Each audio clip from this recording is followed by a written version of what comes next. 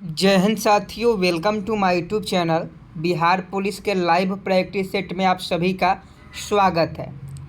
जैसा कि आप सभी जानते हैं कि बिहार पुलिस के लिए साइंस का भंडारा चल रहा है और साइंस के जितने भी महत्वपूर्ण क्वेश्चन आपके बिहार पुलिस में पूछे जा सकते हैं वो सभी क्वेश्चन आपको करा रहे हैं।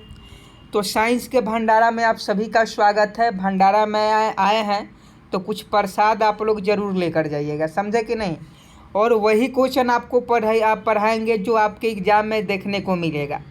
जो लोग भी 689 का एग्ज़ाम दिए होंगे, 365 के एग्ज़ाम दिए होंगे, उनको मालूम होगा कि इस क्लास से कितना क्वेश्चन पूछा जाता है, समझे कि नहीं। और बिहार पुलिस की तैयारी करना है तो आप डेली हमारे साथ 10 बजे जुड़े। इससे बाहर कुछ भी नहीं। जीके जीएस की फुल गारंटी हम लेते हैं कि आपका 65 से 70 क्वेश्चन जो भी जीके जीएस के पूछा जाएगा और हिंदी का पूछा जाएगा, इंग्लिश का पूछा जाएगा, वो सभी आपको सॉल्व करने में बहुत आसानी होगी और वो सभी क्वेश्चन जो है आपको यहीं से देखने को मिलेगा। तो बिहार पुलिस के जितने भी अभ्यर्थी हैं उन सभी का इस लाइव क्लास में स्वागत है। तो फटाफट जुड़ जाएंगे और वीडियो को शेयर कर देंगे। आज का पहला क्वेश्चन है, मानव शरीर की बृहत्तम कोशिका है। 1 नंबर प्रश्न का सही जवाब बताएं। मानव शरीर की बृहत्तम कोशिका है। 1 नंबर प्रश्न का सही जवाब बताएं। ऑप्शन ए स्नायु कोशिका बता रहे हैं तो आपका बिल्कुल सही जवाब है।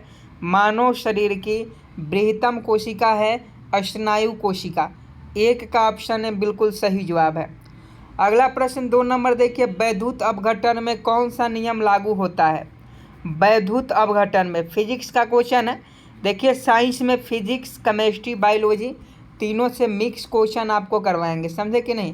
तो आप सभी जो है ध्यान से क्लास में बने रहें और सभी का आंसर आप लोग कमेंट बॉक्स में दे। जो नहीं आता है उसको याद कर लीजिए। तो 2 का फटाफट सही जवाब बताएं। वैद्युत अपघटन में कौन सा नियम लागू होता है। ऑप्शन डी फैराडे का नियम बता रहे हैं तो आपका बिल्कुल सही जवाब है। वैद्युत अपघटन में फैराडे के नियम लागू होता है। 2 का ऑप्शन डी बिल्कुल सही जवाब है।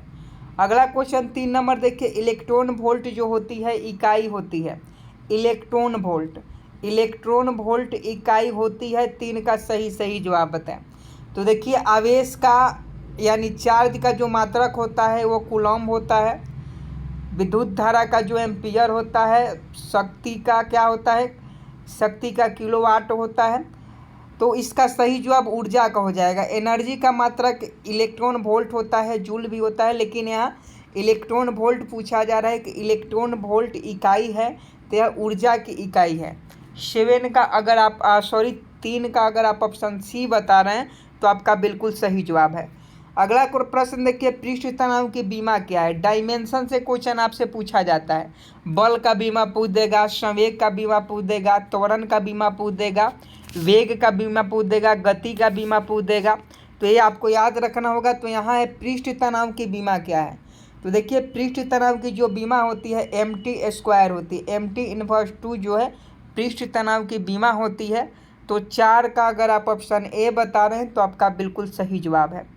अगला क्वेश्चन 5 नंबर देखिए कि एक लड़की झूले पर झूल रही है। कोई एक लड़की है जो झूले पर झूल रही है।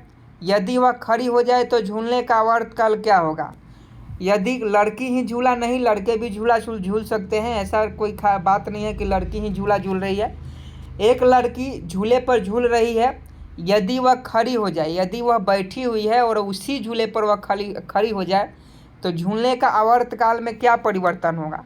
तो देखिए घट जाएगा। जो झूलने का आवर्तकाल है वो घट जाएगा। तो 5 का ऑप्शन भी बिल्कुल सही जवाब है। ये क्वेश्चन बहुत इंपॉर्टेंट है, पूछा जा सकता है, साइंस का इम्पोर्टेंट सेलेक्टेड क्वेश्चन है, तो आप याद रखिएगा। आगे देखिए, यूरिया में नाइट्रोजन की मात्रा होती है। यूरिया में नाइट्रोजन की मात्रा कितनी होती है। तो यूरिया में जो नाइट्रोजन की मात्रा होती है 46% होती है।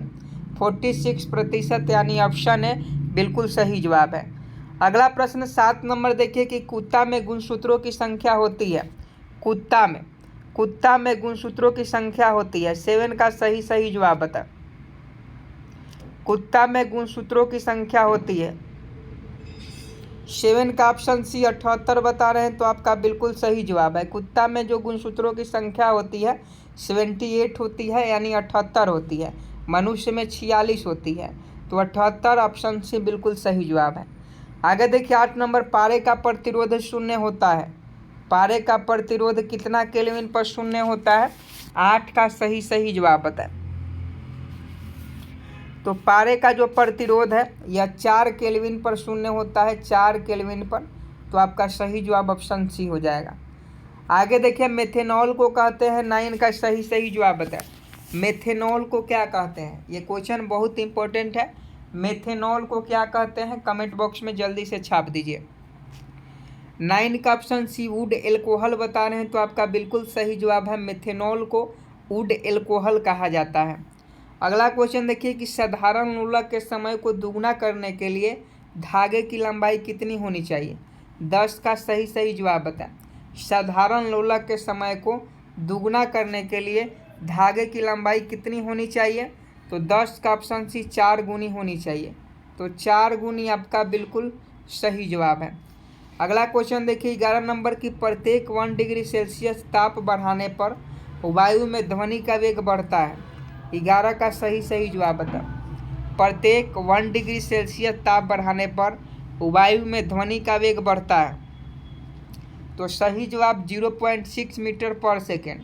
1 डिग्री सेल्सियस ताप बढ़ाने पर वायु में ध्वनि का जो वेग है 0.6 मीटर पर सेकेंड बढ़ता है। मानक दाब पूछा जा रहा है, जिसे हम लोग स्टैंडर्ड प्रेशर के नाम से जानते हैं। स्टैंडर्ड प्रेशर, मानक दाब जिसे हम लोग कहते हैं उसको स्टैंडर्ड प्रेशर कहा जाता है। तो मानक दाब होता है 12 का सही जवाब बताएं। मानक दाब जो पारे का 760 mm होता है, मिमी होता है, इसे हम लोग मानक दाब कहते हैं। तो पारे का 760 मिमी आपका बिल्कुल सही जवाब है। आगे देख लीजिए 13 नंबर की, जब प्रकाश वायु से कांच में जाता है तो क्या होता है? जब प्रकाश जो है यह वायु से कांच में जाता है, समझे कि नहीं? जब प्रकाश वायु से कांच में जाता है तो क्या होता है? तो फटाफट बताएं, बहुत इम्पोर्टेंट है। तो सही जवाब तरंगदैर्घ्य घटती है। जब प्रकाश वायु से कांच में जाती है तो उसका तरंगदैर्घ्य घटता है। ऑप्शन बी बिल्कुल सही जवाब है। आगे देखिए एस्कॉर्बिक एसिड किस विटामिन का नाम है? एस्कॉर्बिक एसिड किस विटामिन का नाम है? बहुत ईजी क्वेश्चन है। सबसे पहले विटामिन डी की हम लोग बात करें तो विटामिन डी का जो रासायनिक नाम होता है कैल्सीफेरॉल होता है। कैल्सीफेरॉल जो होता है विटामिन डी का रासायनिक नाम होता है, समझे कि नहीं? वही विटामिन बी की बात करें तो विटामिन बी का रासायनिक नाम थायमीन होता है। विटामिन बी का रासायनिक नाम क्या होता है? थायमीन होता है। वही विटामिन ए की हम लोग बात करें तो विटामिन ए का जो रासायनिक नाम होता है रेटिनॉल होता है। रेटिनॉल विटामिन ए का रासायनिक नाम होता है। तो बच गया विटामिन सी, तो विटामिन सी बिल्कुल सही जवाब है। विटामिन सी का रासायनिक नाम एस्कॉर्बिक एसिड होता है। तीनों याद रखिएगा, चारों विटामिन ए का रेटिनॉल, बी का थायमीन, सी का एस्कॉर्बिक एसिड और डी का आपका कैल्सीफेरॉल। अगला क्वेश्चन देख लीजिए। और अभी तक आप इस चैनल को सब्सक्राइब नहीं किए हैं तो आप सभी से रिक्वेस्ट है आप इस चैनल को सब्सक्राइब करें, सपोर्ट करें। आगे देखिए 15 नंबर, ध्वनि किस रूप में यात्रा करती है? ध्वनि किस रूप में यात्रा करती है? सभी लोग जानते हैं अनुदैर्घ्य तरंगों के रूप में। ध्वनि जो होती है अनुदैर्घ्य तरंगों के रूप में यात्रा करती है। तो 15 का ऑप्शन भी बिल्कुल सही जवाब है। अगला क्वेश्चन देखिए, सोनार मुख्यतः उपयोग किया जाता है। सोनार मुख्यतः उपयोग किया जाता है, तो इसका सही जवाब समुद्री यात्रियों के द्वारा। सोनार मुख्यतः समुद्री यात्रियों के द्वारा जो है उपयोग किया जाता है। अगला क्वेश्चन देखिए, सूर्य में नाभिकीय ईंधन है। सूर्य में नाभिकीय ईंधन है तो हाइड्रोजन होता है। सूर्य में नाभिकीय ईंधन क्या होता है? हाइड्रोजन होता है। अगला क्वेश्चन देखिए, शरीर के द्वितीय सबसे बड़ी ग्रंथि कौन सी है? क्वेश्चन ध्यान से पढ़िएगा और फटाफट सही जवाब बताएं। शरीर के द्वितीय सबसे बड़ी ग्रंथि, तो यकृत नहीं होगा। यकृत नहीं होगा क्योंकि यहाँ द्वितीय पूछा जा रहा है, यह अग्नाशय होगा। तो ऑप्शन डी अग्नाशय बता रहे हैं, तो आपका बिल्कुल सही जवाब है। अगला क्वेश्चन देखिए, नेत्र गोलक किस सेट द्वारा चालित होता है? नेत्र गोलक जो होता है वह किस सेट के द्वारा चालित होता है? तो 19 का ऑप्शन बी 6 मांसपेशियों से। नेत्र गोलक जो होता है 6 मांसपेशियों के सेट के द्वारा जो है चालित होता है। आगे देखिए, सभी अम्लों में सबसे अधिक समान तत्व है। सभी अम्लों में सबसे अधिक समान तत्व है तो यह आपका हाइड्रोजन हो जाएगा। हाइड्रोजन जो है सभी अम्लों में पाया जाता है। आगे देखिए, ऑक्सीकरण को किस रूप में परिभाषित किया गया है? तो देखिए, एक होता है ऑक्सीकरण, एक होता है अवकरण। एक होता है ऑक्सीकरण और एक होता है अवकरण। तो दोनों आप समझ लीजिए कि ऑक्सीकरण और अवकरण क्या कहलाता है। तो सबसे पहले अवकरण की हम लोग बात करें तो अवकरण में इलेक्ट्रॉन को लाभ मिलता है। अवकरण में जो होता है इलेक्ट्रॉनों को लाभ मिलता है, तो ऑक्सीकरण में क्या होगा? इलेक्ट्रॉनों को हानि मिलेगा। तो 21 का ऑप्शन डी बिल्कुल सही जवाब है। ऑक्सीकरण और अवकरण अभिक्रिया आप सभी समझ गए। आगे देखिए, अम्ल का स्वाद होता है एसिड। एसिड का स्वाद कैसा होता है? कभी चख कर मत देखिएगा क्योंकि बहुत खतरनाक होता है। तो एसिड का जो स्वाद होता है यह आपका खट्टा होता है। प्रकाश वर्ष इकाई है। बिहार मध्य निषेध के एग्जाम में क्वेश्चन पूछा गया है, प्रकाश वर्ष इकाई है तो आपका दूरी का मात्रक होता है। दूरी का मात्रक जो होता है प्रकाश वर्ष होता है। ये क्वेश्चन बिहार मध्य निषेध के एग्जाम में पूछा गया है। 1 जूल बराबर होता है 2183। बिहार फायरमैन का जो वैकेंसी निकला था जिसका एग्ज़ाम शायद 27 मार्च की 27 फरवरी को हुआ था, उसमें एक क्वेश्चन पूछा गया था कि 1 जूल बराबर है। तो देखिए, 1 जूल बराबर जो होता है 10 के पावर 7 अर्घ होता है। 1 जूल बराबर क्या होता है? 10 के पावर 7 अर्घ होता है और ये क्वेश्चन पूछा गया है। आगे देखिए, पिंड का भार शून्य नहीं होगा। जल्दी से बताएं कि पिंड का जो भार होगा वह शून्य नहीं होगा।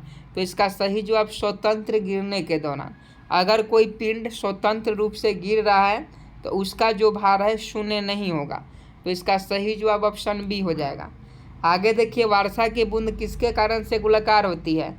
बिहार पुलिस 8415 में क्वेश्चन पूछा गया था कि वर्षा की बूंद किसके कारण से गोलाकार होती है? तो आप सभी जानते हैं पृष्ठ तनाव के। वर्षा की बूंद जो है पृष्ठ तनाव के कारण जो है गोलाकार होती है।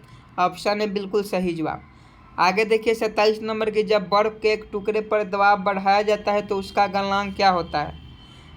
ऑप्शन ए या बी, दो ही है। 50-50 का सवाल है, दो ही ऑप्शन आपके सामने है और दोनों में से एक सही है। जब बर्फ के एक टुकड़े पर दबाव बढ़ाया जाता है तो उसका गलनांक क्या होता है?